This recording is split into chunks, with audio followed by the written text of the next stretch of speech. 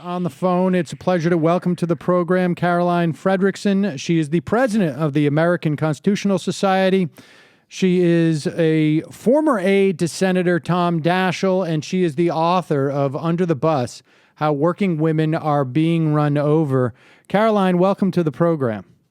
Sam, thanks so much for having me. It's a real pleasure to be on a great show like this. Well, thank you. And I mentioned that you were a former aide to Senator Tom Daschle because some of the most interesting stuff to me in your book, which in some respects can be a little bit enraging, frankly. That's the idea.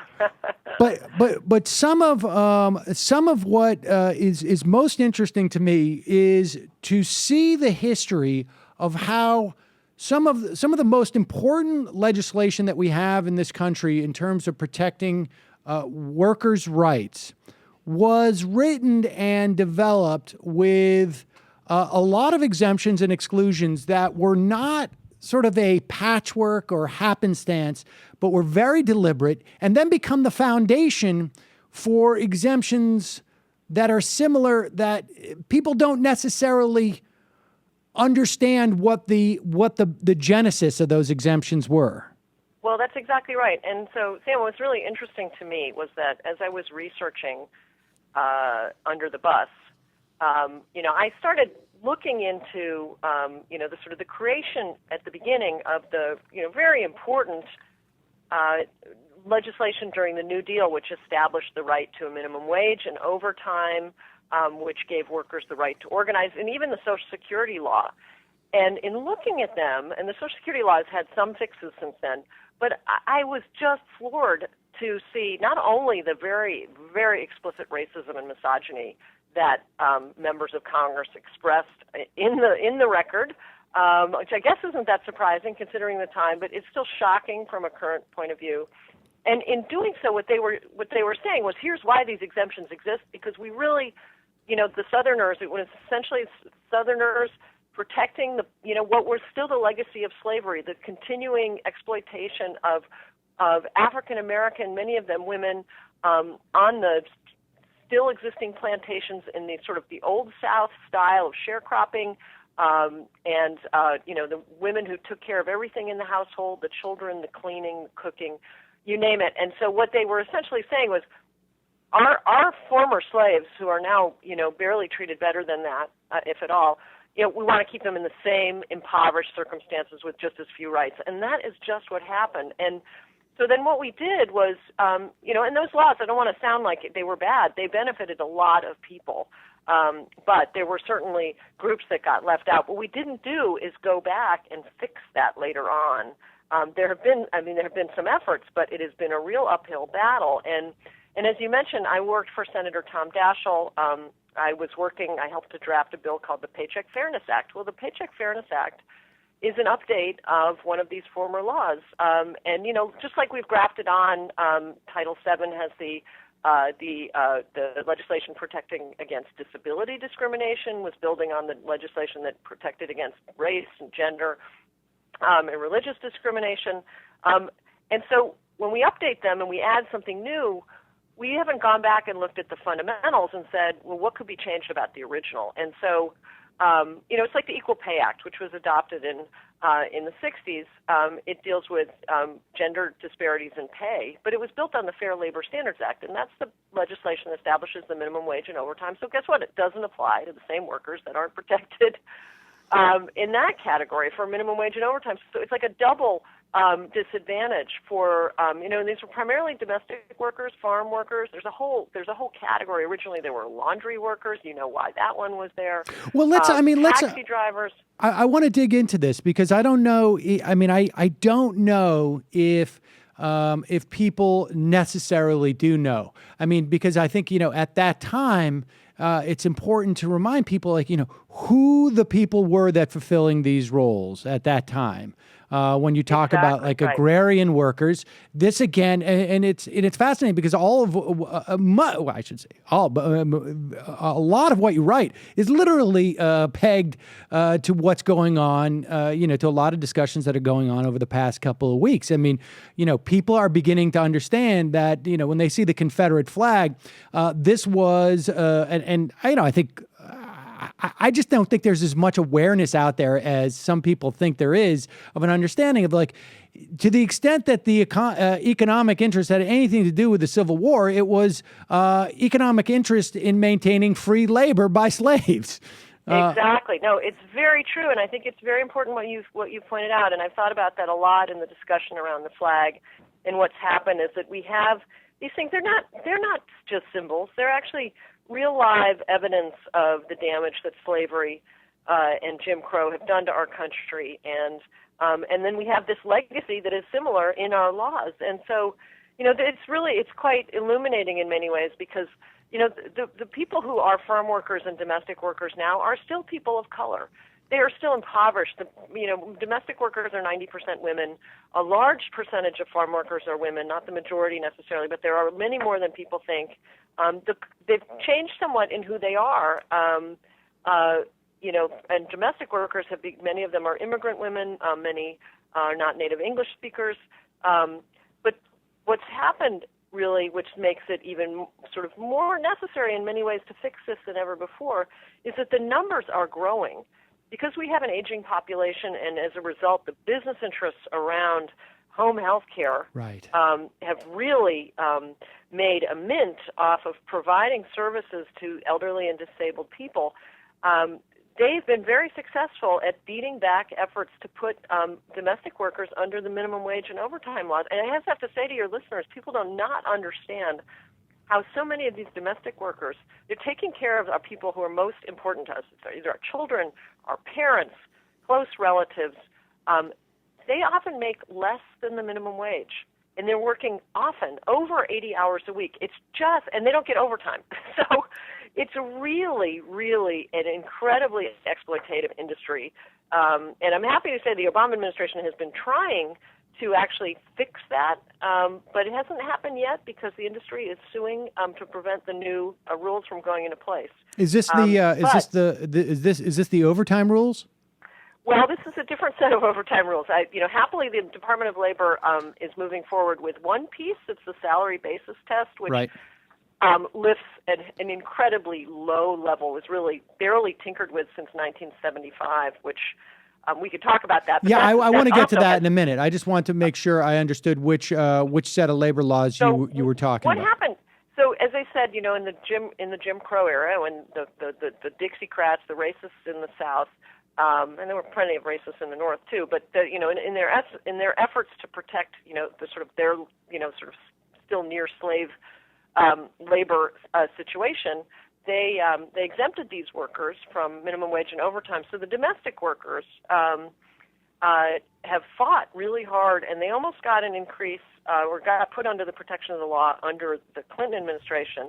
And now President Obama is moving forward with a regulation that would address the issue. And as it's not to get into too much detail, but the interesting part of doing my research and Under the Bus is I see how sort of this goes in waves.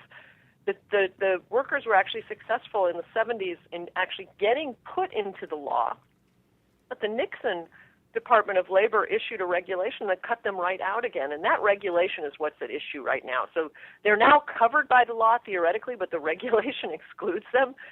President Clinton tried to fix it. Now President Obama is trying to fix it. It is let's get into. I don't. The one fantastic thing about this program and this audience is that they have no compunction about getting very deep into the weeds, because this type of stuff, I think, is really and what I found so fascinating about what you were writing was that this stuff gets stuck in there and it's just sort of left there, and it becomes sort of like an assumption that people don't question, and these assumptions have existed for 70 some odd years plus. Starting with that with the National Labor Standards Act. And so let me ask you this first question. When that horse trading to get this legislation is passed, I mean, I think, this audience is aware that Social Security left out, largely speaking, African Americans as a way of like getting it sold to people.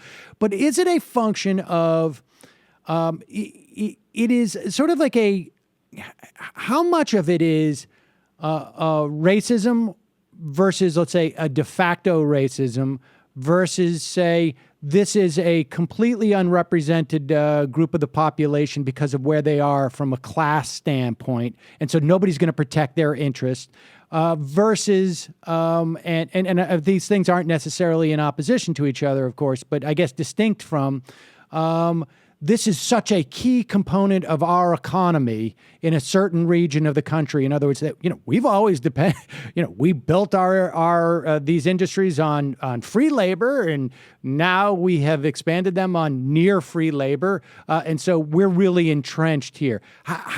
Is it possible to parse those really different things? It's a great question. I think the historical legacy is clearly racism and misogyny, and you see that.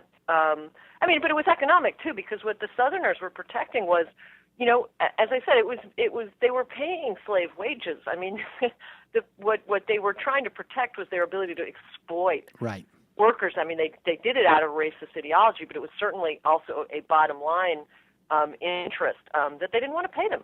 And so, what I think has happened is, though, that the racist element, we don't revive that in the conversation about why these exemptions exist. We just write laws that build on the old ones, and we don't erase them. And as I said, with the domestic workers, when there was was a big effort to get them put under the law that is still being fought, there's now a huge industry that has built up around the exploitation of these workers. I mean, these are big companies. They're multi-million-dollar interest now in the United States trying to, provide care for elderly people, and their model is one that's built on labor that's paid less than the minimum wage in many circumstances. And so, I think it's the mix of those two things that sort of the original piece was maybe more racist and misogynistic, but now there's an industry in place that wants to keep it that way desperately, and they're not. And these groups don't have a lot of leverage. And my book was just trying to, in Under the Bus, I was trying to point out to people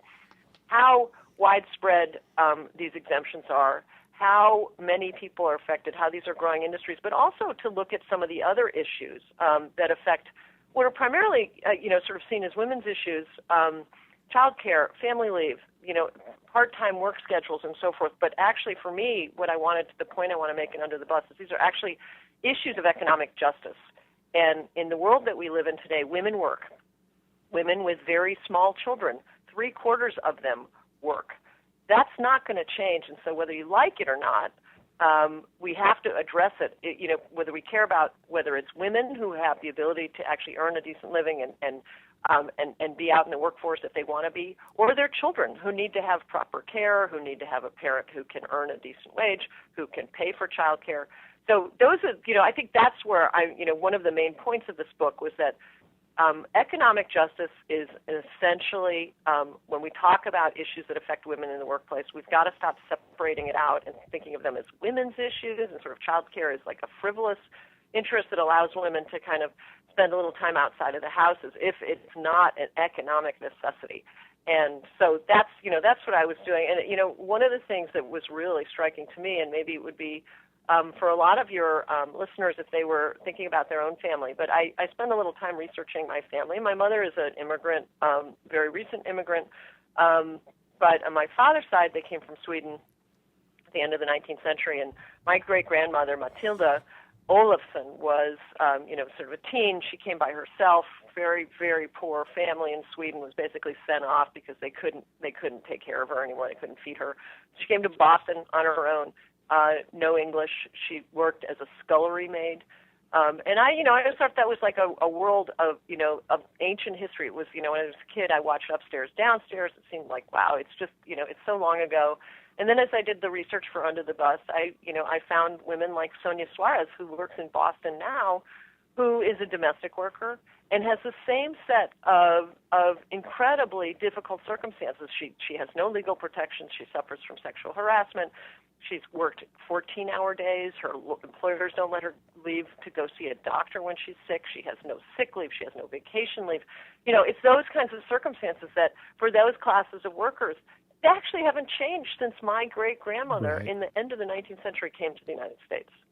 I mean, How is that the case? I guess, when I think of domestic workers in terms of, I guess it was about, I don't know, I guess about a year ago, was it? Maybe it was a year almost to the day, I think, actually, in Harris v. Quinn, where there was an attempt to really sort of get U.S. domestic workers into some type of collective bargaining position. And the Supreme Court basically thwarted it because of the way that domestic workers are organized and paid through different entities. Right. No, and that was such a tragic outcome. Although I do have to say, SEIU, the Service Employees International Union, has continued to organize home care workers as much as they can. But the issue there was, it seemed it was like a win-win situation where these were workers who are paid by Medicaid. And so it's the sort of the circumstance where you have a very poor worker serving a very poor client.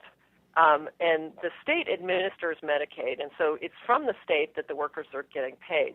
But they were treated as independent contractors. And the situation was bad for everybody because the state had no idea who the different workers were really. And so there's no quality control, no ability to do training or monitoring of the elderly or disabled population. And the workers were earning a pittance.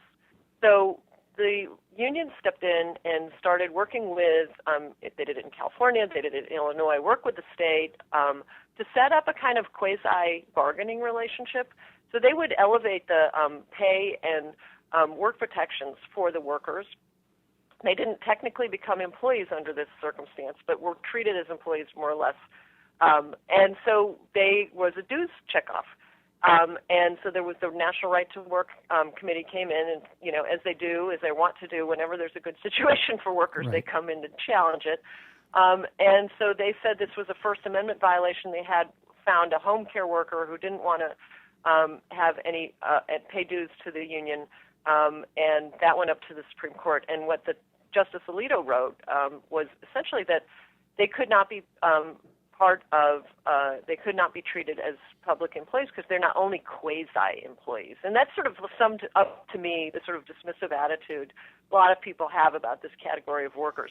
They're quasi-employees. And so they didn't, the Supreme Court said that this situation could not continue. So it's a voluntary membership. It's not typically in public employees, unless they're in a right-to-work state, have a dues checkoff to cover the cost of the services that unions provide. Right, in terms of the negotiations and whatnot, the agency fees.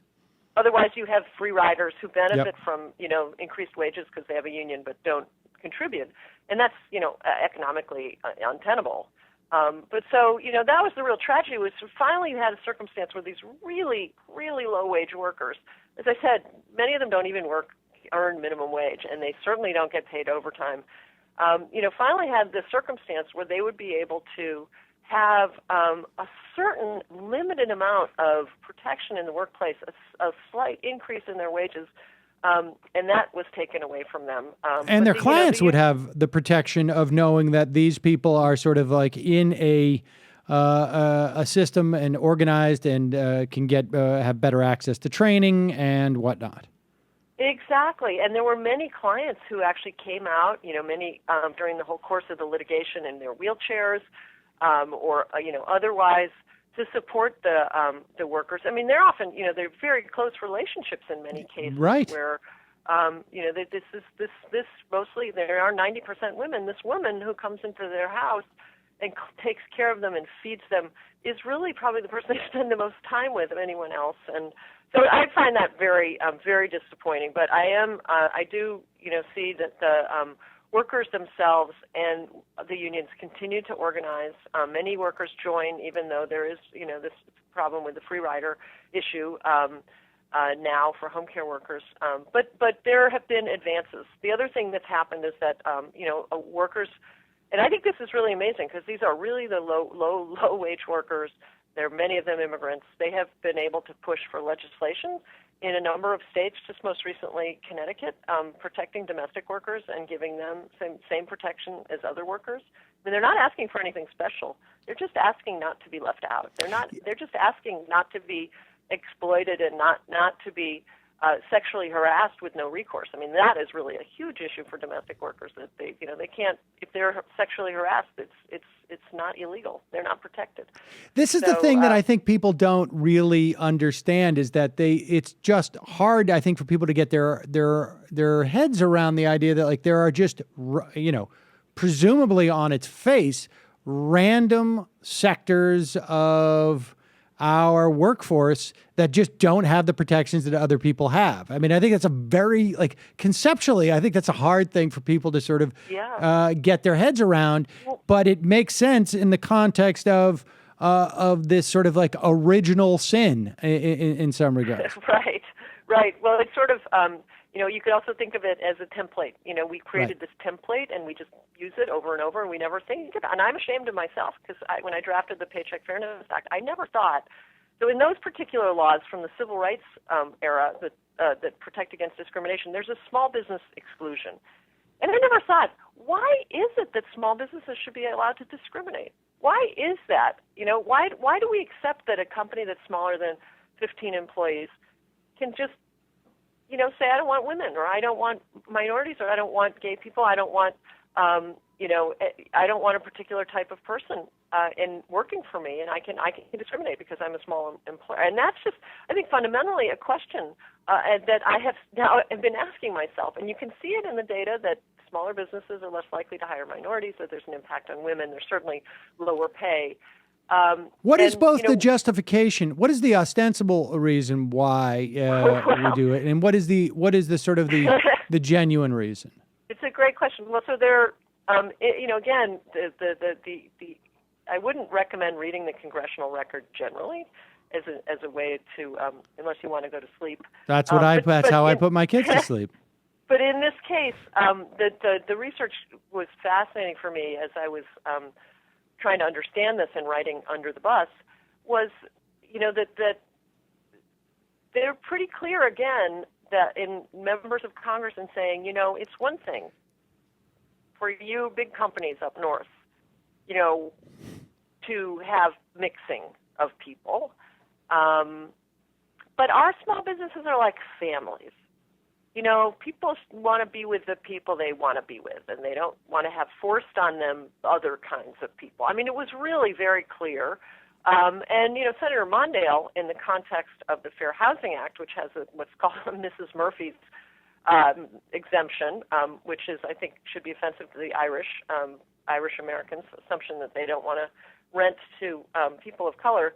But he talks to me. It's like, why is this? Well, I know what we were saying. I know that this is something I have to swallow so this bill can pass.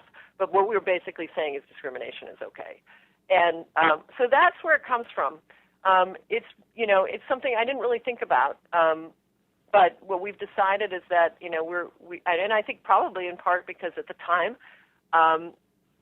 the big companies segregated their departments, and they put women in certain jobs and not others. And that still happens to a great degree. But so you see the legacy of that in all of these civil rights rules. And to the credit of many states that have been adopting more expansive protections, they have either lowered or eliminated that altogether. Because, again, as a moral issue for us to think about, why should a small business be able to discriminate? And why is that a legitimate thing to do? And so that's really the sort of the history of it. But it does continue, and it continues to. Even the Family and Medical Leave Act is not a discrimination issue exactly, although it certainly affects women and men, people with families. But it only applies to companies with fewer than 50 employees. That's cuts out around 40% of workers, and so people who don't have paid leave, for many of the workers who are even covered, the 40, the 40 from 60, about 60% who are covered by the law, a lot of those don't have paid leave. Very few do. We only have 11% of workers with paid leave. But so the ones who are covered by the Family and Medical Leave Act, who have the right to unpaid leave, a lot of them can't afford it because it is extraordinarily hard for a person who's not making above a certain amount of money to take time off from work to have a child. So a lot of women take off, just give birth and come right back. And that has all sorts of implications for their health, for their child, for nursing, for the child's health in terms of whether they get vaccinated or not. And so, those are issues that I also think, they're not exactly in the same frame as coming out of an understanding that that small businesses are allowed to discriminate, say, but are still have a profound impact on humans, people working in the United States. And how this all kind of ties together, I think, and sort of relates to the broader question of our employment relationships, where I get into the discussion of independent contractors, the increasing use of those designations and temp workers and more part-time workers, is that by using these kind of categories and setting numerical levels of 15 or 50 or 40, 40 is the Affordable Care Act number, employers are really encouraged in some ways to manipulate the titles of employees. Because say you have 41 employees and you're going to be covered by the Affordable Care Act, why not make 2 of them independent contractors? And you do that, or outsource one department, your HR department or your finance department, outsource that, and all of a sudden you're not covered by the law. And so that happens in all of these cases, and is one of the elements that leads to this increasing the growth of a contingent workforce, which many people estimate is now about 40 million in the United States, and 40 million that is highly, is very much female and people of color. What is the solution to that? I mean, what's the better mechanism? I mean, for instance, my podcast is a small business. We have parental leave at this, in our podcast here. But what's the best way to do it? Is it based upon, because I can imagine in certain situations where that becomes, prohibitive, cost prohibitive in some situations. But is it a way of like saying, like, if your revenue is X number of dollars, is that the best way to do it? Well, that's interesting. That's actually how the Fair Labor Standards Act works. That's its kind of trigger for excluding smaller businesses, in addition to also having specific job categories that are excluded. But I actually think there's a more interesting way that has been used in other countries, that has been proposed by Senator Gillibrand and is used in a couple of states, which would provide leave through a payroll tax deduction. And so the benefits are that it works more like Social Security. And so the employers don't have to be so burdened, and worry about the cost of, say, having people of childbearing age who might want to take leave, or, if they're a smaller company, feeling like that's hard to fill in when someone's out and they have to pay this, they have to keep them on pay.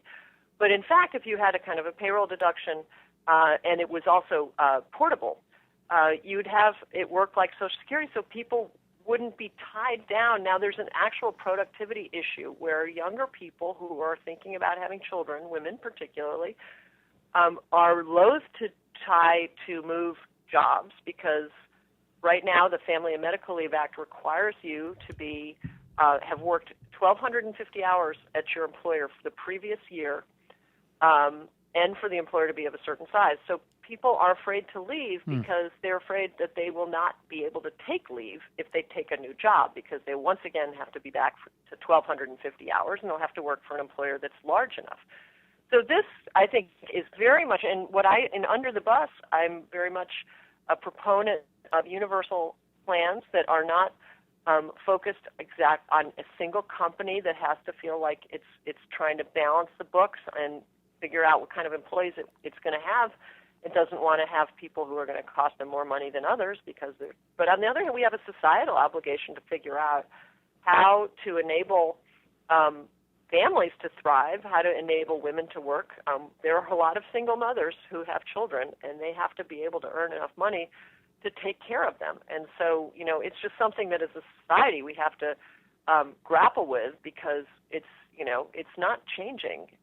So in some respects, it's sort of almost like some of these work share proposals too, right? That we see where through increased either payroll taxes or other mechanisms, you'll have the state sort of making up that fifth day of work or something to that effect, right? So that it becomes a program not unlike childcare or whatnot. Yeah, no, I mean, I think there are a lot of really interesting and creative solutions. I just think we need to start asking these questions so that we understand that there are consequences. There, some European countries that, and in Canada as well, that have made it such that part-time workers are entitled to the same benefits. Well, yeah, it does a couple of good things. One is it enables people to work part-time if they want to, but two, it means that it's not such an incentive for an employer to create more part-time workers. So in this country, if you have part-time, if you're part-time, you're all of a sudden, the employer doesn't have to provide you with health care under the Affordable Care Act. If you're fewer than 30 hours, and many companies depend, you have any other benefits also depend on full-time status. And so you saw, especially during the last recession, that there was a big increase in employers cutting the hours of certain workers so that they could stop providing them benefits.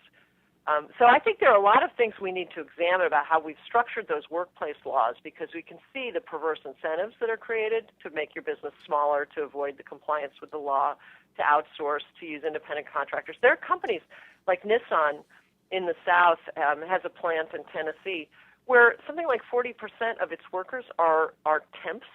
Wow. They hire them through temp agencies, and yet they've worked for Nissan for 15 years. How is that a temp? But it's a way that they're not allowed to join a union. Temps can't join unions. Temps aren't entitled to any of the benefits under the contract. Temps can be fired without any protections. It's sort of, I just think this sort of... Are there no regulations on the books that in that instance would address something like that? Or is it that OSHA is too understaffed? Yes. There's something called misclassification, and the Department of Labor has been trying to attack the problem, but it's so widespread by now, and they're all chronically underfunded, especially on the enforcement side. So, companies get away with it. As I mentioned in the Nissan case, they've used a number of different temp agencies because, every temp agency also wants to stay small because then they're not covered by the law. So they sort of outsource themselves, or there are only so many people, and then they provide the workers on the job site. And this is sort of a commonplace way of breaking down the sort of legal protections. And so, I think one of the issues is, though, that we have a very complicated structure in how we analyze this. And, even in the early 90s, there was an important commission set up by the Labor Secretary and the Secretary of Commerce that examined sort of the modern issues in the workplace, and they agreed that what we had then and what we still have now are sort of 19th century laws that determine whether someone's an employee or not an employee, and it doesn't reflect at all how people work now. But it does mean that the law is very hard to enforce, and it's very easy for employers to designate someone as a non-employee, a temp, an independent contractor, or whatever other category, and then they're completely wash their hands of any legal obligations.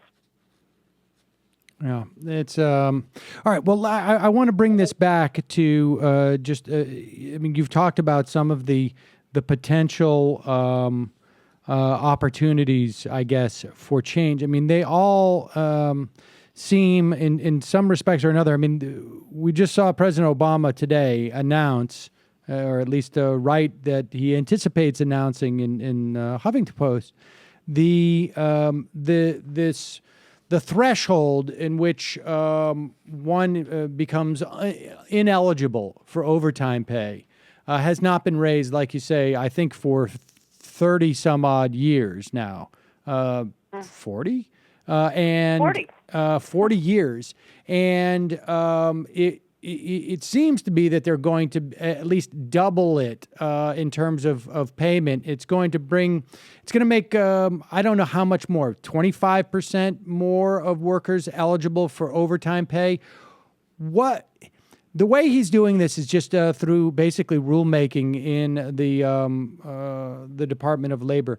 Are there other things that can happen in this way? I mean, in the event that we do get a Democratic president, let's say in 2016, 2017, I'm going to presume that President Cruz or Rubio or Bush or Trump is not going to be interested in this type of thing.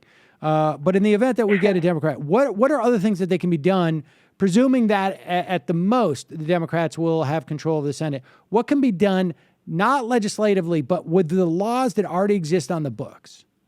Well, it's absolutely. I mean, certainly it's prioritizing certain types of enforcement actions, and I think the misclassification issue is one that we need to throw more resources at. But in terms of kind of the rulemaking issues, another area that is important that I think more could be done with is the expectation of federal contractors that I think can have a spillover effect for quite a number of companies. But setting higher expectations for what they do, why should we give federal contracts to a company that doesn't pay overtime to most of its employees? Why should we give a government contract to a company that doesn't have paid leave or, paid family leave, paid sick leave, doesn't provide vacation days? I think we should be expecting more from our federal contractors. And so that is definitely an area where I think the president has a lot of latitude.